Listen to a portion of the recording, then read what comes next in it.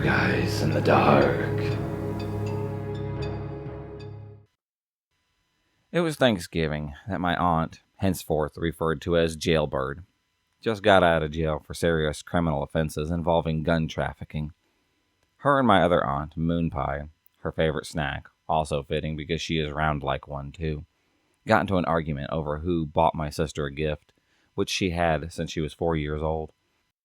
Jailbird was only 14 when the gift was given to my sister, making it impossible that it was her. And so after my grandmother said enough is enough, they had moped around for a few hours. Peace was made eventually, or so we all believed. Dinner had arrived. It's going pretty well, until Moon Pie thought that it would be a good idea for her to carve the turkey, which my grandmother, seeing no issue with that idea, let her.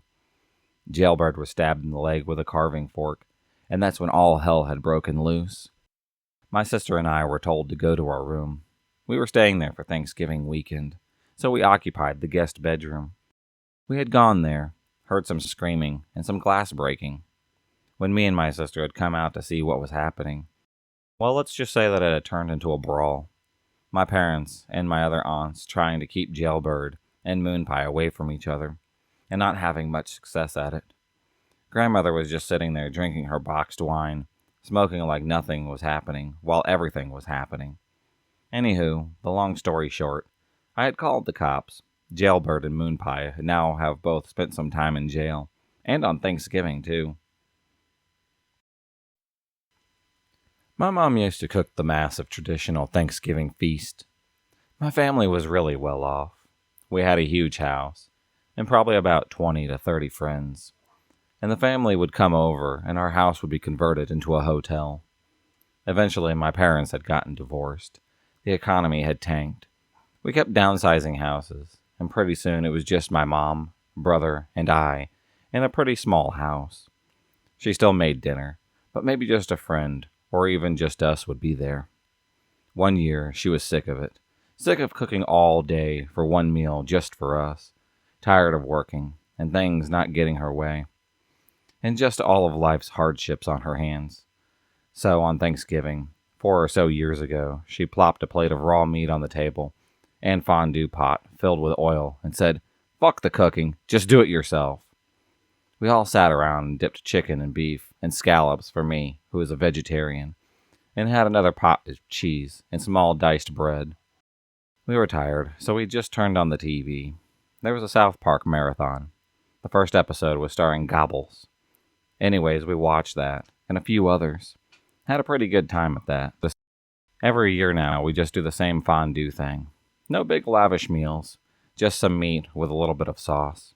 We always start the night with the Thanksgiving special with Gobbles, and then watch a bunch of other episodes. It's definitely the best family holiday ever. My mother has cancer. Our Thanksgiving is had in this tiny-ass apartment that she has to rent because her oncologist decided to treat her in a different city.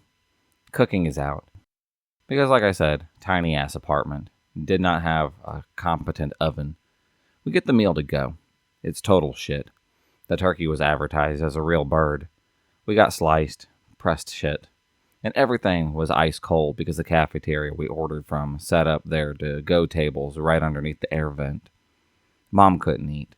My sister was cranky because she was stressed as fuck, trying to go through college and take care of her mother. Dad was cranky because he was worried sick, and because of reasons that are too icky for me to dwell on any further. I was the only one that was not in a bad state. Partially because I believed her oncologist when he said that she was going to be fine, and partially because I can handle stress like a boss, and was trying my hardest to keep everyone happy. My dad and sister kept snapping at me for my efforts. It really sucks to get yelled at for being cheerful. At least my mom seems to appreciate them. The day just all around sucked. To make matters even worse, the girl that I was crushing on hard kept trying to call me all day because she got abandoned at Thanksgiving, but I forgot my phone at my apartment, and I was too preoccupied with trying to do what I could to keep smiles on people's faces to even notice that my phone was gone. She didn't talk to me for a year after that. But this story does have a happy ending, because my mother did make it, so I guess I can't bitch too much. As a paramedic, holidays were not something guaranteed. One year I was working Thanksgiving. We get a request by police to respond to a scene of a domestic situation. It's about 2 p.m. in the afternoon, and most everyone is sitting down to eat their turkey. This family was the same, except there was an argument that started over something pretty silly.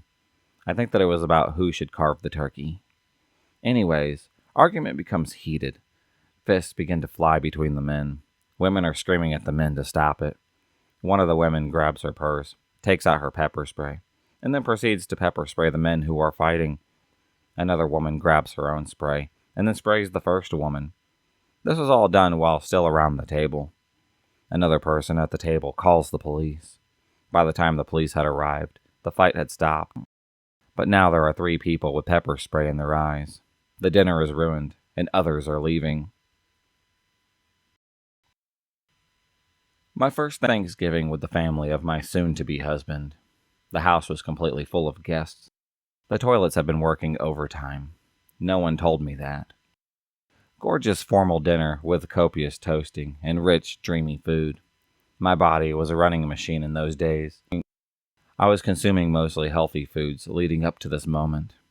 Well, about 30 minutes after lunch, I began to feel very uncomfortable. So I snuck off to one of the guest bedrooms upstairs, which unfortunately for me was located directly above the library where everyone had gathered to digest. After I began to feel some relief, I started to feel human once again. The toilet had decided that I was the person, and this was the moment to stop admitting new contents altogether. As I flushed, there was a very weird and discernible pop, gurgle, and then a volcano, which began saturating the floor. After what seemed like an eternity, I managed to turn off the water at the source. I was left standing in about 2 inches of lake. As I stood, stunned in horror, there was a frantic knock at the door. It was my mother-in-law warning me not to flush. It was too late. I managed to whisper to her. She scurried off, and I was left sobbing in mortification. In a flash, she brought back a stack of towels, bleach, and a bucket, and I got to work. Finally, after about 30 minutes of hysterical cleaning, crying, and laughing, I managed to sanitize myself and the bathroom. However, to my horror, as I walked down the stairs and looked into the library, I saw a bucket brigade and a frantic swarm of people up on stepladders holding towels up to a soaking, dripping roof. Yep, things were raining on my future family. I ran out of the house and refused to play in the croquet tournament the next day. The marriage didn't last very long. I guess that might have been my hint, but I didn't take it. If you enjoyed this video, please subscribe, like, and hit the bell for notifications on future videos, and become a stalker of the night. And I'll see you next time.